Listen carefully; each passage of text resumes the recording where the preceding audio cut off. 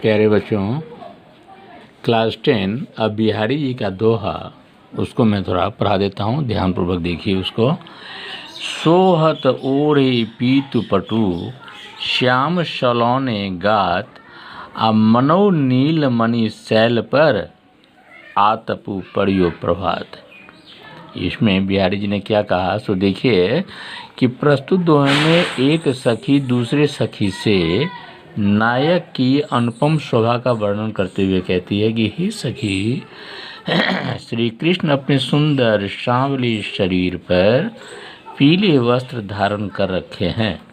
इस वेश में वे इस प्रकार सुशोभित हो रहे हैं मानो प्रातःकालीन सूर्य की किरणें नीलमणि पर्वत पर पड़ रही है, अर्थात नीलमणि पर्वत पर प्रातःकाल की धूप स्वर्णिम आभा बिखेर रही है। अब आइए दूसरा, कहलाने एकत बसत कहलाने एकत बसत अहि मयूर मृगबाघ, जगत तपोवन शोकियो दीर्घ दाघ निदाघ। अर्थात इसमें उन्होंने कहा कि ग्रीष्म ऋतु की प्रचंडता का वर्णन किया है। वे कहते हैं कि ग्रीष्म ऋतु में अत्यधिक गर्मी के कारण ऐसे जीव जैसे सांप, मोर, हिरण और बाघ, जिनके मध्य परंपरागत बैर भाव है, वे भी आपसी शत्रुता को भुलाकर साथ साथ निवास कर रहे हैं। तपोवन में ही ऐसी मित्रता संभव है। इसका एकमात्र कारण है कि अत्यधिक गर्मी के कारण सभी निढाल हैं, किसी को किसी का ध्यान नहीं है। ठीक है। अब तीसरा श्लोक है बिहारी जी का। बतरस लालच लाल की मुरली धरु लुकाए, सोह करे भव हनु हसै, दैन कहे नटी जाए। ठीक है।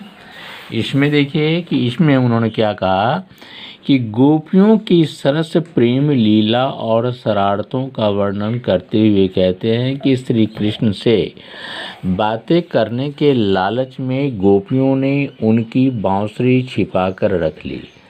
एक ओर वह कृष्ण के सामने बांसुरी नौ चुराने की सौगंध खाती है, दूसरी ओर भौहों से हंसकर संकेत भी देती है कि मुरली उन्हीं के पास है। जब कृष्ण उन्हें बांसुरी देने को कहते हैं तब वे साफ इनकार कर देती है कि बांसुरी उनके पास नहीं है, उन्हें इस बारे में पता नहीं।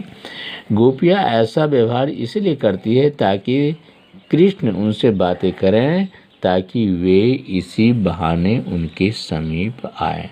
देखिए ये कितना प्रेम वात्सल्य का यह रोचक क्षण है। आगे देखिए।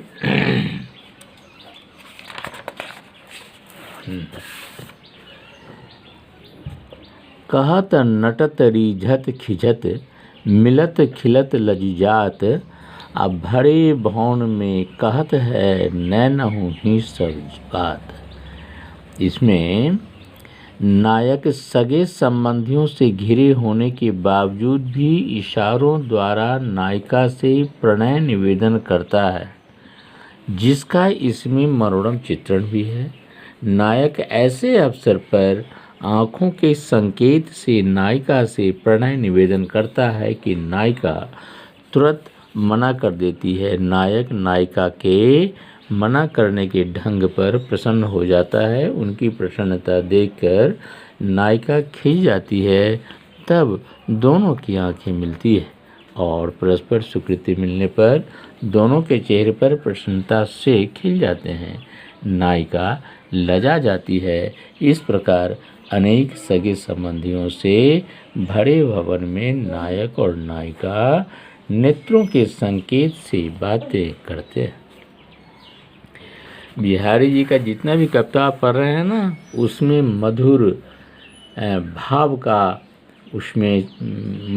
उसमें छिपा हुआ है।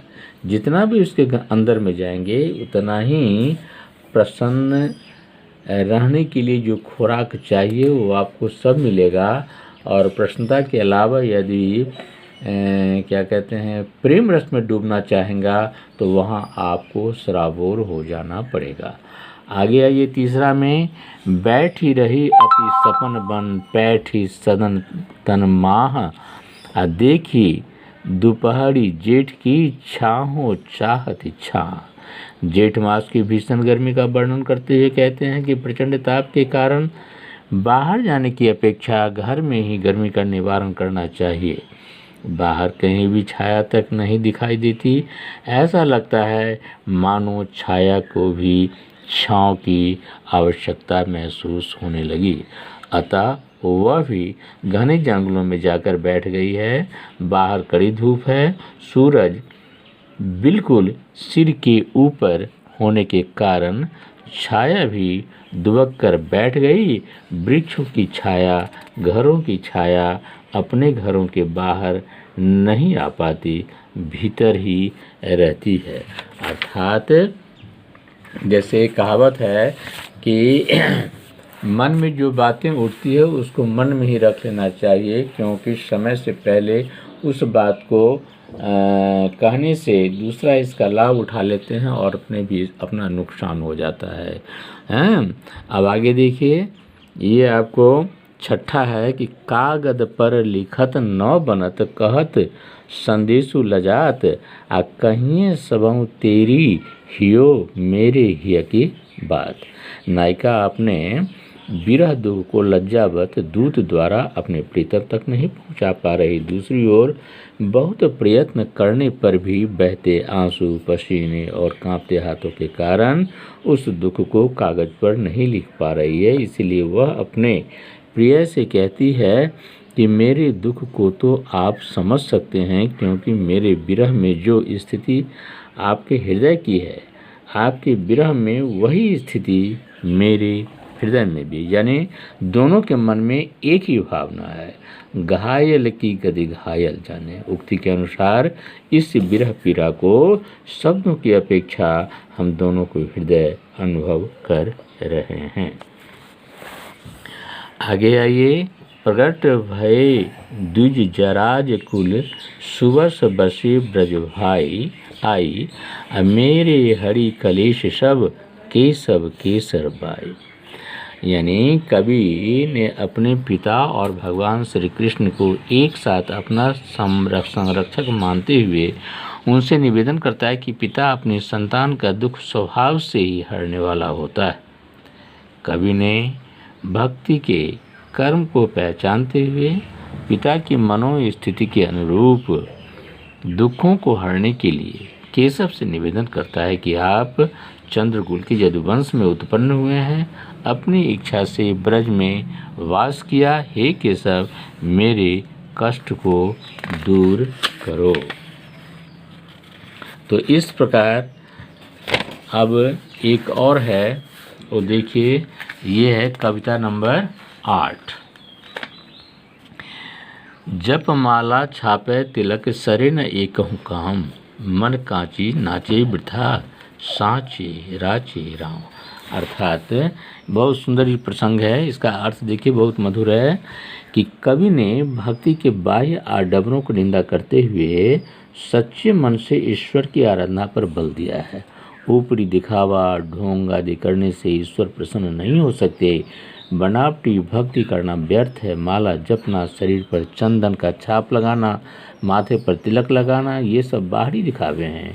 इनसे प्रभु भक्ति नहीं मिल सकती। केवल कच्चे मन से लोग, अर्थात जिनके मन में प्रभु के प्रति सच्ची भावना या आस्था नहीं, वही व्यर्थ के आडंबरों में भटकते रहते हैं। वे ही इन सब व्यर्थ के कर्म कांडों में लगे रहते हैं। राम तो सच्ची भक्ति देखकर ही प्रसन्न होते हैं।